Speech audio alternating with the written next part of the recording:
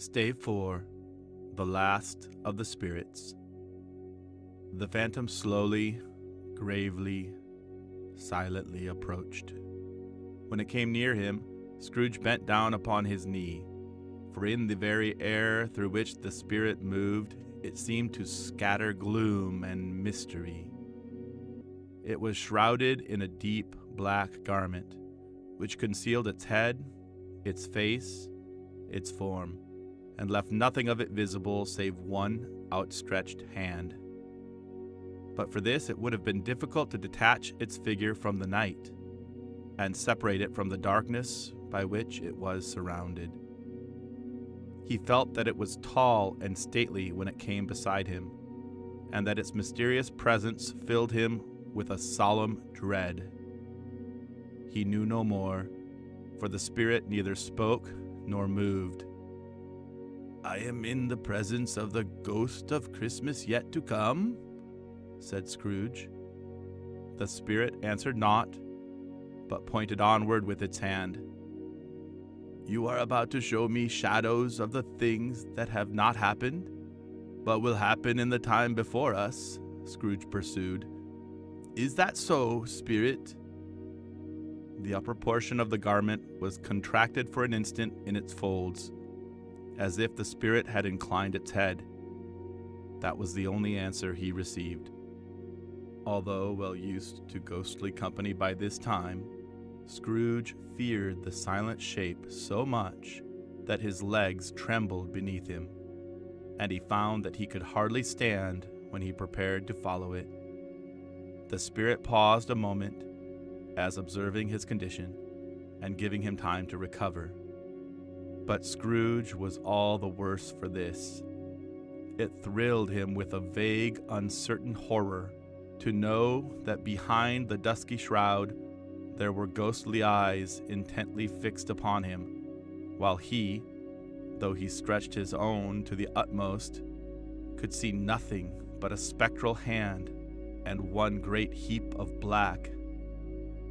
"Ghost of the future," he exclaimed, "I fear you more than any specter I have seen. But as I know your purpose is to do me good, and as I hope to live to be another man from that what I was, I am prepared to bear you company, and do it with a thankful heart. Will you not speak to me?"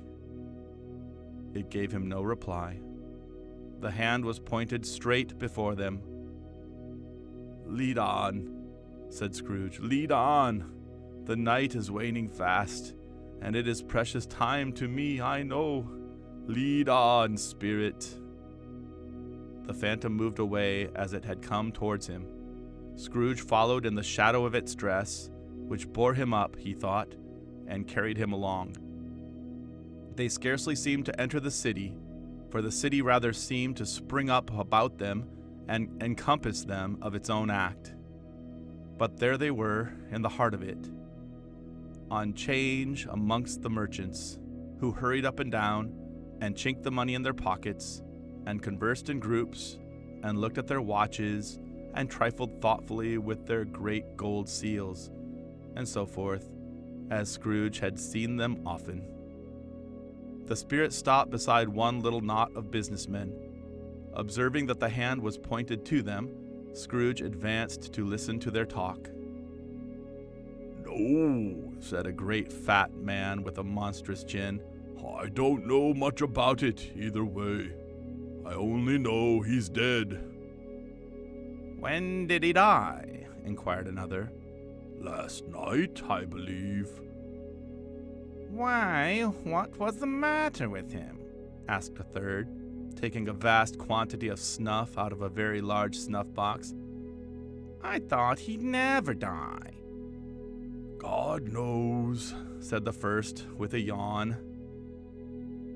"What has he done with his money?" asked a red-faced gentleman with a pendulous excrescence on the end of his nose that shook like the gills of a turkey cock. "I haven't heard," said the man with the large chin, yawning again. "Left it to his company, perhaps. He hasn't left it to me, That's all I know." This pleasantry was received with a general laugh.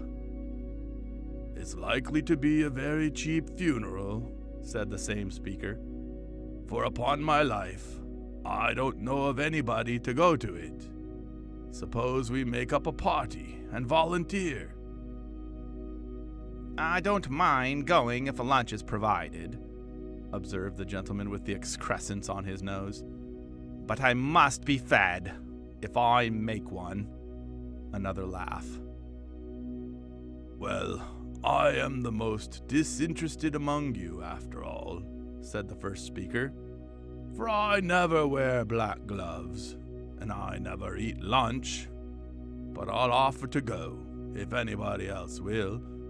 When I come to think of it, I'm not at all sure that I wasn't his most particular friend, for we used to stop and speak whenever we met. Bye-bye." Speakers and listeners strolled away and mixed with other groups. Scrooge knew the men and looked towards the spirit for an explanation. The phantom glided on into a street. Its finger pointed to two persons meeting. Scrooge listened again, thinking that the explanation might lie here. He knew these men also, perfectly. They were men of business, very wealthy, and of great importance. He had made a point always of standing well in their esteem. In a business point of view, that is. Strictly in a business point of view. "How are you?" said one. "How are you?" returned the other. "Well," said the first, "Old Scratch has got his own at last, hey?" "So I am told," returned the other. "Cold, isn't it?" "Seasonable for Christmas time." "You're not a skater, I suppose?" No. Something else to think of. Good morning." Not another word. That was their meeting, their conversation, and their parting. Scrooge was at first inclined to be surprised that the spirit should attach importance to conversations apparently so trivial. But feeling assured that they must have some hidden purpose, he set himself to consider what it was likely to be. They could scarcely be supposed to have any bearing on the death of Jacob, his old partner, for that was past, and this ghost's province was the future. Nor could he think of any one immediately connected with himself to whom he could apply them. But nothing doubting that to whomsoever they applied, they had some latent moral for his own improvement, he resolved to treasure up every word he heard and everything he saw, and especially to observe the shadow of himself when he appeared. For he had an expectation that the conduct of his future self would give him the clue he missed, and would render the solution of these riddles easy. He looked about in that very place for his own image, but another man stood in his accustomed corner, and though the clock pointed to his usual time of day for being there, he saw no likeness of himself among the multitudes that poured in through the porch. It gave him little surprise, however, for he had been revolving in his mind a change of life, and thought and hoped he saw his newborn resolutions carried out in this. Quiet and dark, beside him stood the phantom with its outstretched hand. When he roused himself from his thoughtful quest, he fancied from the turn of the hand and its situation in reference to himself that the unseen eyes were looking at him keenly. It made him shudder and feel very cold. They left the busy scene and went into an obscure part of the town where Scrooge had never penetrated before, although he recognized its situation and its bad repute. The ways were foul and narrow, the shops and houses wretched, the people half naked, drunken, slipshod, ugly. Alleys and archways, like so many cesspools, disgorged their offenses of smell and dirt and life upon the straggling streets, and the whole quarter reeked with crime, with filth and misery. Far in this den of infamous resort, there was a low-browed beetling shop below a penthouse roof, where iron, old rags, bottles, bones, and greasy offal were brought. Upon the floor within were piled up heaps of rusty keys, nails, chains, hinges, files, scales, weights, and refuse iron of all kinds. Secrets that few would like to scrutinize were bred and hidden in mountains of unseemly rags, masses of corrupted fat, and sepulchres of bones. Sitting in among the wares he dealt in, by a charcoal stove made of old bricks, was a gray-haired rascal, nearly 70 years of age, who had screened himself from the cold air without by a frowsy curtaining of miscellaneous tatters hung upon a line, and smoked his pipe in all the luxury of calm retirement. Scrooge and the Phantom came into the presence of this man, just as a woman with a heavy bundle slunk into the shop. But she had scarcely entered when another woman, similarly laden, came in too. And she was closely followed by a man in faded black, who was no less startled by the sight of them than they had been upon the recognition of each other. After a short period of blank astonishment, in which the old man with the pipe had joined them, they all three burst into a laugh. "Let the charwoman alone to be the first," cried she who had entered first. "Let the laundress alone to be the second, and let the undertaker's man alone to be the third. Look here, old Joe, here's a chance, if we haven't all three met here without meaning it." "You couldn't have met in a better place," said old Joe, removing his pipe from his mouth. "Come into the parlor. You were made free of it long ago, you know, and the other two aren't strangers. Sharp till I shut the door of the shop. How it squeaks! There ain't such a rusty bit of metal in the place as its own hinges, I believe. And I'm sure there's no such old bones here as mine. Ha ha ha! We're all suitable to our calling. We're well matched. Come into the parlor. Come into the parlor." The parlor was the space behind the screen of rags. The old man raked the fire together with an old stair rod, and having trimmed his smoky lamp, for it was night, with the stem of his pipe, put it in his mouth again. While he did this, the woman who had already spoken threw her bundle on the floor and sat down in a flaunting manner on a stool, crossing her elbows on her knees and looking with a bold defiance at the other two. "What odds, then? What odds, Mrs. Dilber?" said the woman. "Every person has a right to take care of themselves. He always did." "That's true indeed," said the laundress. "No man more so." "Why then, don't stand staring as if you was afraid, woman. Who's the wiser? We're not going to pick holes in each other's coats, I suppose?" "No, indeed," said Mrs. Dilber and the man together. "We should hope not." "Very well, then," cried the woman. "That's enough. Who's the worse for the loss of a few things like these?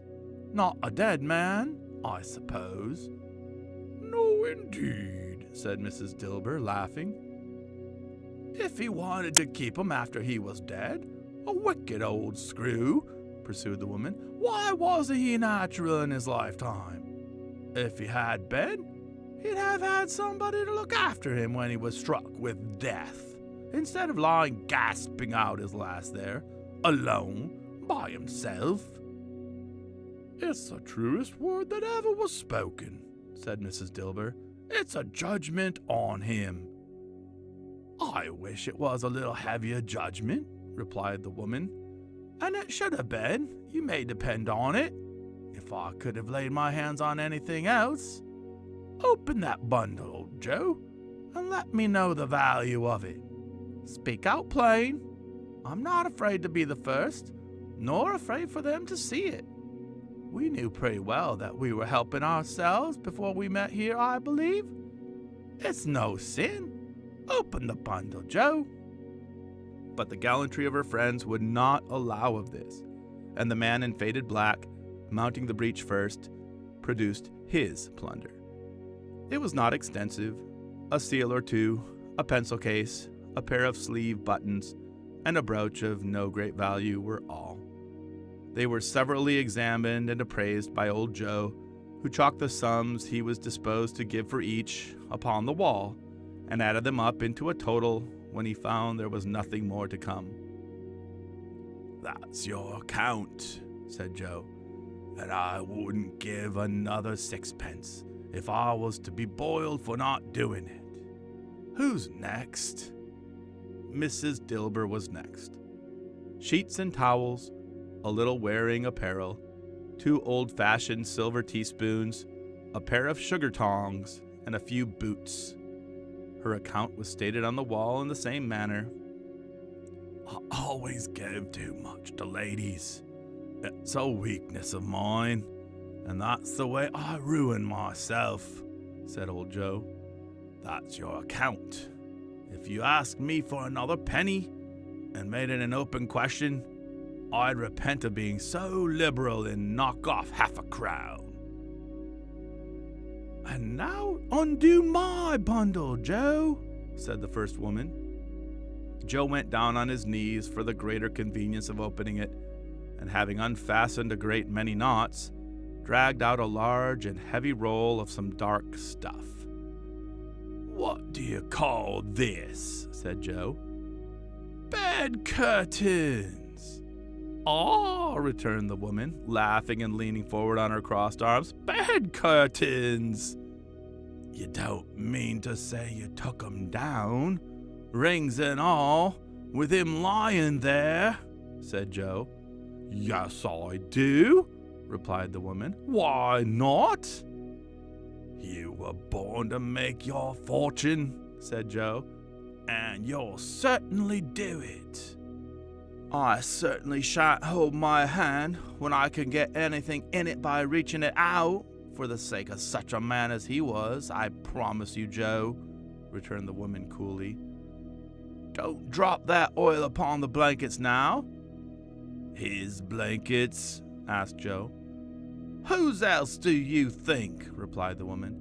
"He isn't likely to take cold without him, I dare say." "I hope he didn't die of anything catching, eh?" said old Joe, stopping in his work and looking up. "Don't you be afraid of that," returned the woman. "I ain't so fond of his company that I'd loiter about him for such things, if he did.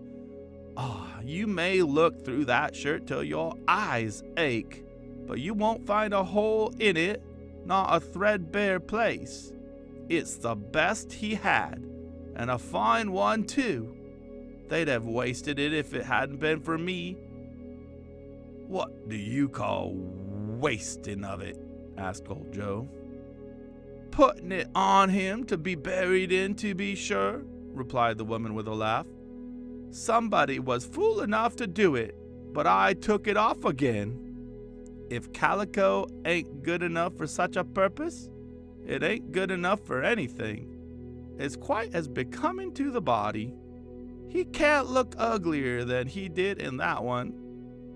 Scrooge listened to this dialogue in horror. As they sat grouped about their spoil in the scanty light afforded by the old man's lamp, he viewed them with a detestation and disgust which could hardly have been greater, though they had been obscene demons marketing the corpse itself. "Ha ha!" laughed the same woman when old Joe, producing a flannel bag with money in it, told out their several gains upon the ground. "This is the end of it, you see. He frightened everyone away from him when he was alive, to profit us when he was dead. Ha ha ha!" "Spirit," said Scrooge, shuddering from head to foot. I see. The case of this unhappy man might be my own. My life tends that way now. Merciful heaven, what is this?" He recoiled in terror, for the scene had changed, and now he almost touched a bed. A bare, uncurtained bed, on which, beneath a ragged sheet, there lay a something covered up, which, though it was dumb, announced itself in awful language. The room was very dark, too dark to be observed with any accuracy, though Scrooge glanced around it in obedience to a secret impulse, anxious to know what kind of room it was. A pale light, rising in the outer air, fell straight upon the bed, and on it, plundered and bereft, unwatched, unwept, uncared for, was the body of this man. Scrooge glanced toward the phantom. Its steady hand was pointed to the head. The cover was so carelessly adjusted that the slightest raising of it, the motion of a finger upon Scrooge's part, would have disclosed the face. He thought of it, felt how easy it would be to do, and longed to do it, but had no more power to withdraw the veil than to dismiss the specter at his side. Oh, cold, cold, rigid, dreadful death, set up thine altar here, and dress it with such terrors as thou hast at thy command. For this is thy dominion. But of the loved, revered, and honored head, thou canst not turn one hair to thy dread purposes, or make one feature odious. It is not that the hand is heavy and will fall down when released. It is not that the heart and pulse are still, but that the hand was open, generous, and true, the heart brave, warm, and tender, and the pulse a man's. Strike, shadow, strike, and see his good deeds springing from the wound to sow the world with life immortal. No voice pronounced these words in Scrooge's ears, and yet he heard them when he looked upon the bed. He thought, if this man could be raised up now, what would be his foremost thoughts? Avarice, hard dealing, griping cares. They have brought him to a rich end, truly. He lay in the dark, empty house, with not a man, a woman, or a child, to say that he was kind to me in this or that, and for the memory of one kind word, I will be kind to him. A cat was tearing at the door, and there was a sound of gnawing rats beneath the hearthstone. What they wanted in the room of death, and why they were so restless and disturbed, Scrooge did not dare to think. "Spirit," he said, "this is a fearful place. In leaving it, I shall not leave its lesson. Trust me, let's go." Still, the spirit pointed with an unmoved finger to the head. "I understand you," Scrooge returned, "and I would do it if I could, but I have not the power, Spirit. I have not the power." Again, it seemed to look upon him. "If there is any person in the town who feels emotion caused by this man's death," said Scrooge, quite agonized, "show that person to me, Spirit. I beseech you." The phantom spread its dark robe before him for a moment, like a wing, and withdrawing it, revealed a room by daylight where a mother and her children were. She was expecting someone, and with anxious eagerness, for she walked up and down the room, started at every sound, looked out from the window, glanced at the clock, tried, but in vain, to work with her needle, and could hardly bear the voices of the children in their play. At length, the long-expected knock was heard.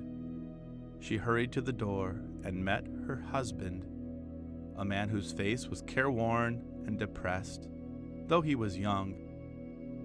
There was a remarkable expression in it now, a kind of serious delight of which he felt ashamed and which he struggled to repress. He sat down to the dinner that had been hoarding for him by the fire, and when she asked him faintly what news, which was not until after a long silence, he appeared embarrassed how to answer. "Is it good?" she said, "or bad?" to help him. "Bad," he answered. "We are quite ruined?" "No, there's hope yet, Caroline." "If he relents," she said, amazed, "there is. Nothing is past hope, if such a miracle has happened." "He is past relenting," said her husband. "He's dead." She was a mild and patient creature if her face spoke truth, but she was thankful in her soul to hear it, and she said so with clasped hands. She prayed forgiveness the next moment and was sorry, but the first was the emotion of her heart. What the half-drunken woman whom I told you of last night said to me when I tried to see him and obtain a week's delay, and what I thought was a mere excuse to avoid me, turns out to have been quite true. He was not only very ill, but dying then. To whom will our debt be transferred? I don't know. But before that time, we shall be ready with the money. And even though we were not, it would be a bad fortune indeed to find so merciless a creditor in his successor. We may sleep tonight with light hearts, Carolyn. Yes, soften it as they would, their hearts were lighter. The children's faces, hushed and clustered round to hear what they so little understood, were brighter, and it was a happier house for this man's death. The only emotion that the ghost could show him, caused by the event, was one of pleasure. "Let me see some tenderness connected with a death," said Scrooge, "or that dark chamber spirit, which we left just now, will be forever present to me." The ghost conducted him through several streets familiar to his feet, and as they went along, Scrooge looked here and there to find himself, but nowhere was he to be seen. They entered poor Bob Cratchit's house, the dwelling he had visited before, and found the mother and the children seated round the fire. Quiet, very quiet. The noisy little Cratchits were as still as statues in one corner, and sat looking up at Peter, who had a book before him. The mother and her daughters were engaged in sewing, but surely they were very quiet. "And he took a child and set him in the midst of them." Where had Scrooge heard those words? He had not dreamed them. The boy must have read them out as he and the spirit crossed the threshold. Why did he not go on? The mother laid her work upon the table and put her hand up to her face. "The color hurts my eyes," she said. "The color? Oh, poor Tiny Tim."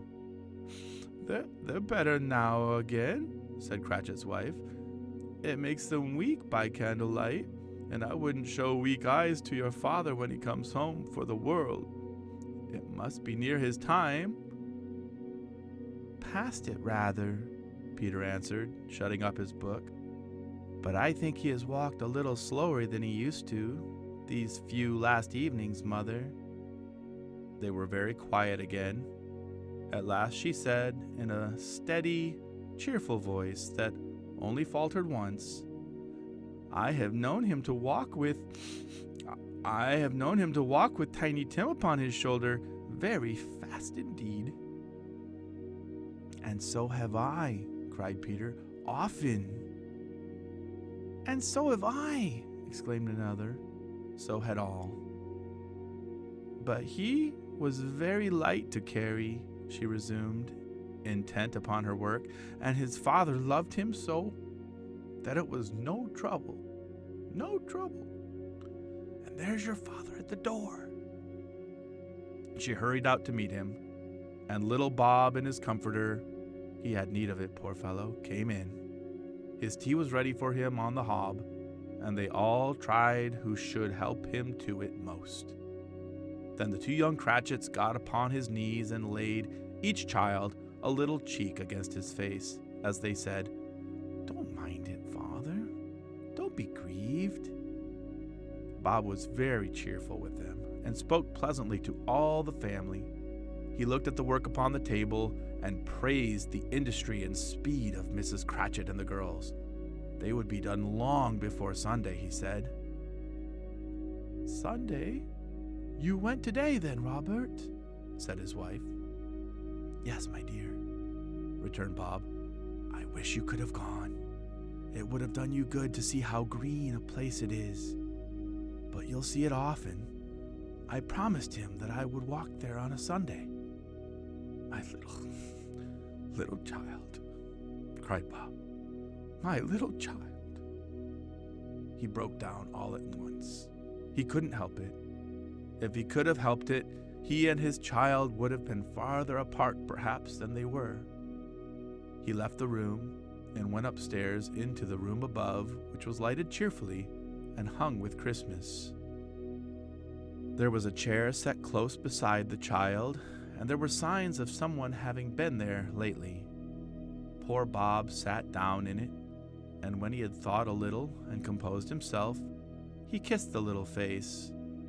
He was reconciled to what had happened, and went down again quite happy.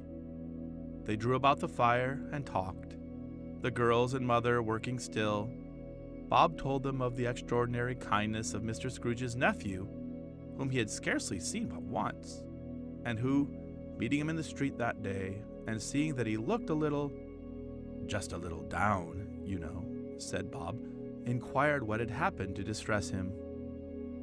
"On which," said Bob, "for he is the pleasantest spoken gentleman you've ever heard, I told him.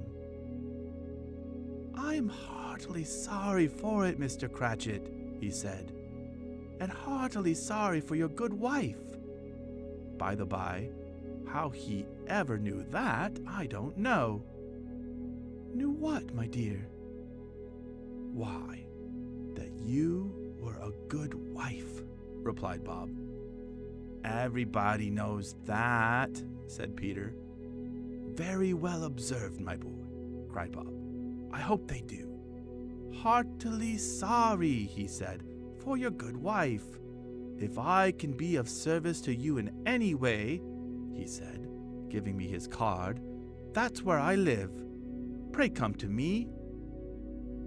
"Now it wasn't," cried Bob, "for the sake of anything he might be able to do for us, so much as for his kind way, that this was quite delightful. It really seemed as if he had known our Tiny Tim, and felt with us." "I'm sure he's a good soul," said Mrs. Cratchit.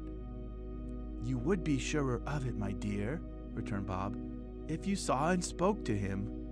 I shouldn't be at all surprised, mark what I say, if he got Peter a better situation." "Only hear that, Peter," said Mrs. Cratchit. "And then," cried one of the girls, "Peter will be keeping company with someone and setting up for himself." "Get along with you," retorted Peter, grinning. "It's just as likely as not," said Bob, "one of these days, though there's plenty of time for that, my dear.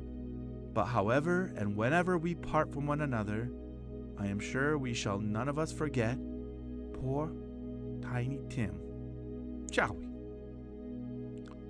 Or this first parting that there was among us." "Never, father," cried they all. "And I know," said Bob, "I know, my dears, that when we recollect how patient and how mild he was, although he was a little child, we shall not quarrel easily among ourselves, and forget poor Tiny Tim in doing it." "No, never, father," they all cried again. "I am very happy," said little Bob. I'm very happy. Mrs. Cratchit kissed him, his daughters kissed him, the 2 young Cratchits kissed him, and Peter and himself shook hands. Spirit of Tiny Tim, thy childish essence was from God. Spectre, said Scrooge, something informs me that our parting moment is at hand. I know it, but I know not how. Tell me what man that was whom we saw lying dead. The ghost of Christmas yet to come conveyed him, as before, though at a different time, he thought.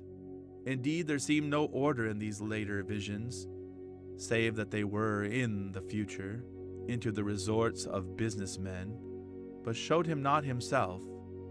Indeed, the spirit did not stay for anything, but went straight on, as to the end just now desired, until besought by Scrooge to tarry for a moment. This court, said Scrooge, through which we hurry now, is where my place of occupation is, and has been for a length of time. I see the house. Let me behold what I shall be in days to come. The spirit stopped. The hand was pointed elsewhere. The house is yonder, Scrooge exclaimed. Why do you point away? The inexorable finger underwent no change. Scrooge hastened to the window of his office and looked in. It was an office still, but not his. The furniture was not the same, and the figure in the chair was not himself. The phantom pointed as before. He joined it once again, and wondering why and whither he had gone, accompanied it until they reached an iron gate. He paused to look round before entering.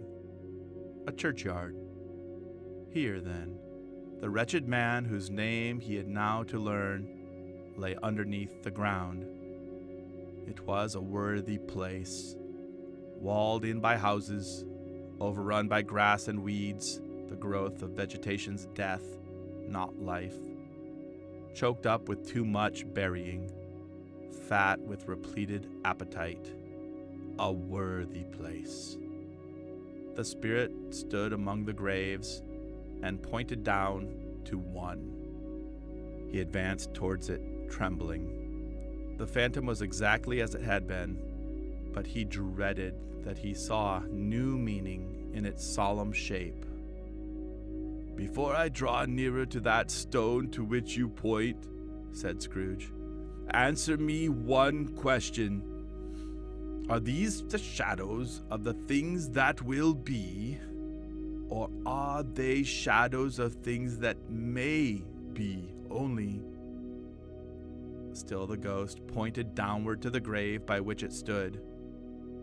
Men's courses will foreshadow certain ends, to which, if persevered in, they must lead, said Scrooge.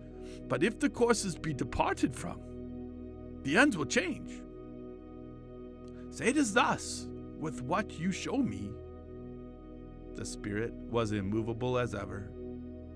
Scrooge crept towards it, trembling as he went, and following the finger, read upon the stone of the neglected grave his own name, Ebenezer Scrooge. Am I that man who lay upon the bed? He cried upon his knees. The finger pointed from the grave to him and back again. No, spirit. Oh, no, no. The finger still was there. Spirit, he cried, tight clutching at its robe. Hear me. I am not the man I was. I will not be the man I must have been, but for this intercourse. Why show me this, if I am past all hope? For the first time, the hand appeared to shake. Good spirit, he pursued, as down upon the ground he fell before it. Your nature intercedes for me, and pities me.